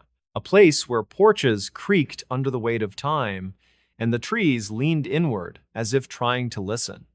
Inside, Marcus Vale stirred. He wasn't a light sleeper. Years of graveyard shifts at the steel plant had taught him to rest through noise, through chaos. But this was different. The knocking didn't stop, didn't rush, just 3 knocks. Pause. 3 more, like a heartbeat. Too slow, too steady. Marcus sat up, rubbed his eyes, checked his phone. 2:13. Who the hell? He shuffled down the hall, barefoot, the floorboards cold beneath his feet. The house groaned with every step. He peered through the peephole. Darkness, not the porch light, not the street, just black, as if the lens had been painted over. He hesitated. No one came knocking at 2 a.m. Not in Ashwick, not unless something was wrong. Maybe it was old Mrs. Calloway from next door. Her dog had gotten loose again. Or maybe the new guy down the street, lost after a late shift. He unlatched the chain, turned the deadbolt, opened the door, and there she stood, a woman, dressed in a long, pale nightgown, hair dark, wet, hanging in strands over her face, barefoot, pale as snow. She didn't speak, didn't move, just stared. And then a whisper, so soft he almost missed it. "I'm home." Marcus froze. This wasn't right. He didn't know her, and she wasn't supposed to be here. This was his house. He started to close the door, but she stepped forward. Just 1 step, and the air changed. It turned cold. Not winter cold, not draft. This was deeper, older, like air pulled from a tomb. Her head tilted, too far, too slow. And when she looked up, her eyes were gone. Just smooth skin, no sockets, no lashes, nothing. Marcus stumbled back, slamming the door, chaining it, locking it, heart hammering. He pressed his back against the wall, breath ragged. What the hell was that? He waited. Silence. No more knocking, no footsteps. After 10 minutes, he dared to look through the peephole again. Empty porch, streetlight flickering, leaves swirling, nothing. He exhaled. Hallucination, stress, lack of sleep. He poured himself a glass of water, sat at the kitchen table, tried to calm down. Then, a sound. From the back door, 3 knocks. Slow, steady, just like before. His blood turned to ice. He wasn't imagining it. It was here, in the house. Or had it come in with him? He checked the locks, all secure, windows shut, no signs of forced entry. Then, a whisper from the hallway, "I'm home." Closer, softer, but unmistakable. Marcus grabbed the baseball bat he kept by the bedroom door, moved slowly down the hall. Every floorboard creaked like a warning. The air grew heavier, thicker, and then the bathroom door, slightly open, steam rising from the crack. Impossible. He hadn't used the shower. He pushed the door open. The mirror was fogged, but written in the condensation, "I'm home." Below it, a child's handprint. Small, pale, and dripping, not water, something darker. He backed away, ran to the front door, grabbed his keys. But the chain, it was gone. The deadbolt, unlocked. And on the floor, a single wet footprint, leading in, not out. He turned, and she was there, standing at the end of the hall. Same nightgown, same bare feet, but now she wasn't alone. Behind her, a boy, no older than 6, eyes gone too, holding her hand. And behind them, more men, women, children, all barefoot, all pale, all faceless, all whispering. "We're home," Marcus screamed. He bolted for the back door, yanked it open, ran into the yard, through the gate, down the street. Didn't stop until he reached the gas station on Route 7. He banged on the glass. The clerk, a young man named Ray, jumped. "Help me," Marcus gasped. "There's people in my house. They're not real." Ray called the police. Deputy Karen Miles arrived within minutes. They went back to the house. Lights off, door closed. No signs of forced entry, no footprints, no steam, no writing on the mirror. Nothing. Miles searched every room, found nothing. "Are you sure you didn't dream it?" she asked gently. Marcus shook his head. "I saw them. They were in my house. They said, 'I'm home.'" The whisper came from the closet in the hallway. Miles drew her gun, opened the door, empty. But the back wall, it was wrong. Too far back, too dark, like a tunnel. She shined her flashlight. The beam didn't reach the end, and from the darkness, a breath, wet, slow, then a hand, pale, thin, reaching out. Miles slammed the door, sealed it with tape, called for backup. But when the team arrived, the closet was normal. Wall solid. No tunnel, no hand. Just wood. They took Marcus in for evaluation, psych ward, observation. He lasted 2 days. Then, on the third night, he disappeared. No alarm, no forced exit, just gone. Bed empty. Window locked. Only one thing left behind. A note, scrawled on a paper napkin. "I answered the wrong door. Now I have to let them in." Search teams went back to the house. Nothing. No signs of struggle. No footprints. But the closet door, it was open. And inside, the wall was gone, replaced by darkness. And from within, a faint sound, whispers, hundreds of them, all saying, "We're home." And if you stand on Hemlock Lane at 2:13 a.m., when the wind dies and the stars vanish, and you knock on Marcus's door 3 times, slow, steady, you might hear it. The latch, the creak. The voice, soft, wet, "I'm home." And if you look inside, you'll see him standing in the hall, pale, barefoot, eyes gone, smiling. Because he didn't escape, he invited them in. And now, he answers every knock for everyone. So, if you hear knocking at 2:13, don't answer, don't look. And whatever you do, don't open the door. Even if it sounds like someone you love. Even if they say they're home, because some doors don't lead out. They lead in. And once you open one, you become the one who answers. Forever. Real footage police never released. It was never supposed to be seen. Not by the public. Not by the families. Not even by the officers who recorded it. And yet somehow it surfaced. A single file. Unmarked. Unnamed. Uploaded at 3:44 a.m. to a forgotten corner of a public archives server in the town of Hollows Creek, West Virginia. No username, no IP trace, just a timestamp. And a video. Duration, 18 minutes, 37 seconds. File name, CCTV, unknown, route 19-2. The footage begins in darkness.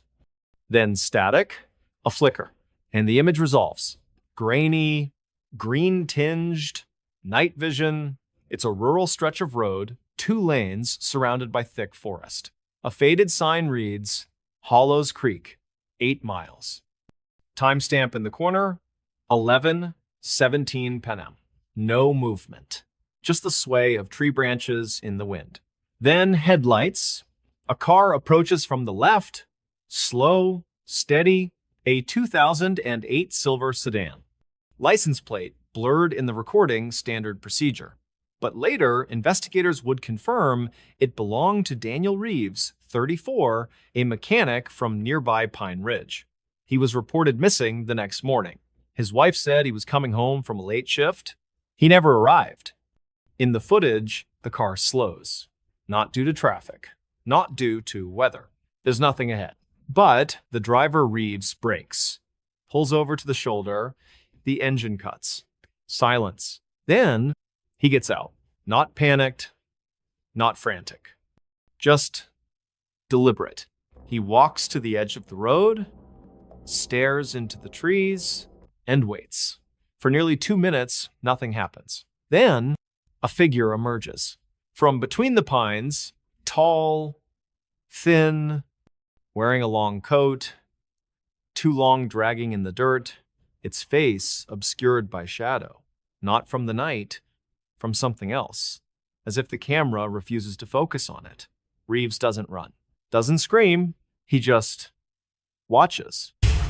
The figure stops 10 feet from him, raises one hand, not in greeting, in command, and Reeves begins to walk backward, step by step, into the woods. The camera doesn't follow, but the audio, it does. Footsteps, crunching leaves. Then, a whisper, not from Reeves. From the trees, multiple voices, overlapping. Come in, stay with us. You're wanted. Reeves's breathing grows shallow, his steps slow. Then, a scream. Short, cut off, like a hand over his mouth. Then silence. The camera remains fixed on the empty road for 6 minutes. Then, movement. Reeves stumbles back into frame. But he's wrong. His clothes are torn, his face pale, too pale, like he hasn't seen sunlight in years. And his eyes, they don't blink. He walks to the car, opens the driver's door, gets in, starts the engine, drives away. The footage ends. But that's not what made the police seal it. That's not why the file was scrubbed from every backup. Why officers were sworn to silence. Why the deputy who first reviewed it, Karen Miles, resigned the next day, muttering about things that shouldn't be seen. It's what happens after. At 11:53 p.m., 7 minutes after Reeves drives off, another car appears, Sheriff's Cruiser. Unit 14, Deputy Ray Teller. He slows, scans the road, pulls over, gets out, looks around, then he sees something on the ground. A phone, Reeves' phone. Teller picks it up, checks it, then he turns, looks into the woods, and he sees it. The figure, still there, standing between the trees, watching. Teller reaches for his radio, but before he can speak, the whisper returns. Louder, closer, come in. Teller freezes. Then he holsters his weapon, walks into the trees, same backward steps, same silence, same cut-off scream. The camera records it all. But again, that's not the worst part. At 12:18 a.m., another vehicle, an ambulance. EMTs report a call about a stranded motorist. They get out, search. One finds Teller's hat, then they hear the whisper. Both men turn, walk into the woods, vanish. The camera keeps rolling. Now, for the next hour, car after car, a state trooper, a tow truck, a couple pulled over to argue. Every time, the same pattern. They arrive. They see something. They walk into the trees. Backward, quiet, gone.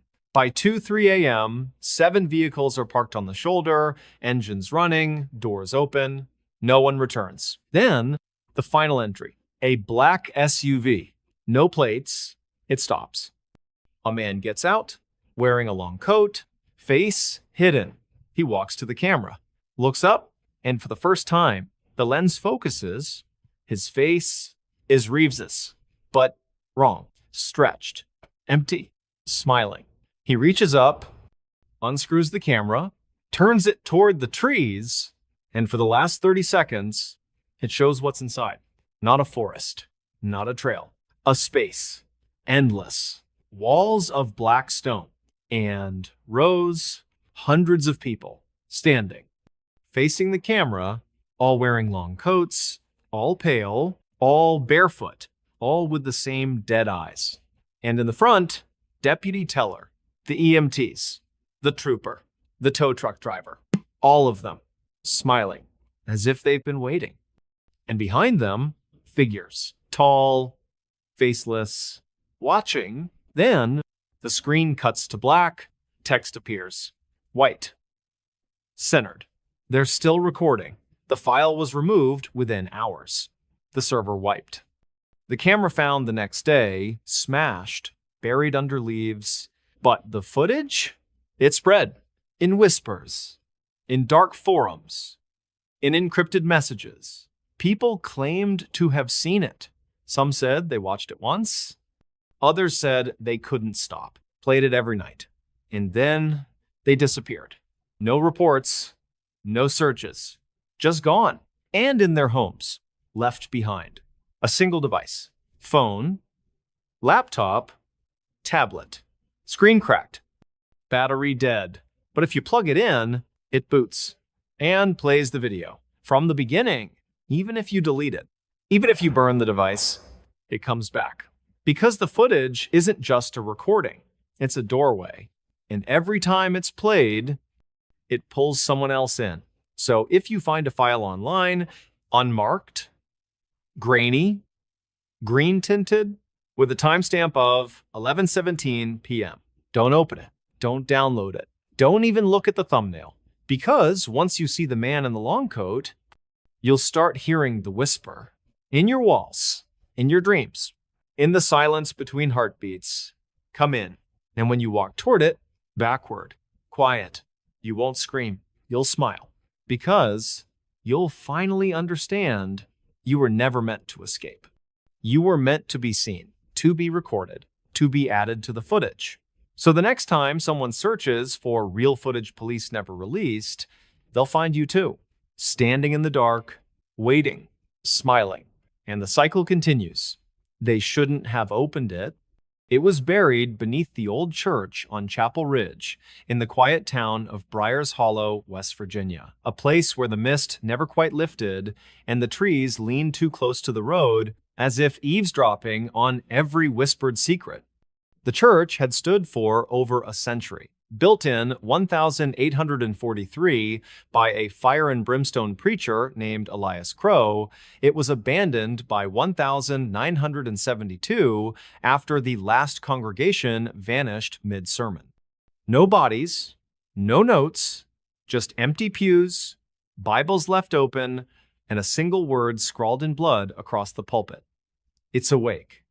For decades, the building stood untouched. Boarded windows, sagging roof, a warning spray-painted across the door, "Do not enter." But in late October, a crew arrived. Historical preservation, funded by the state, tasked with restoring old landmarks before they crumbled into dust. Their leader, Daniel Reeves, was a structural engineer. Practical, logical, a man who believed in beams, not beliefs. This place is just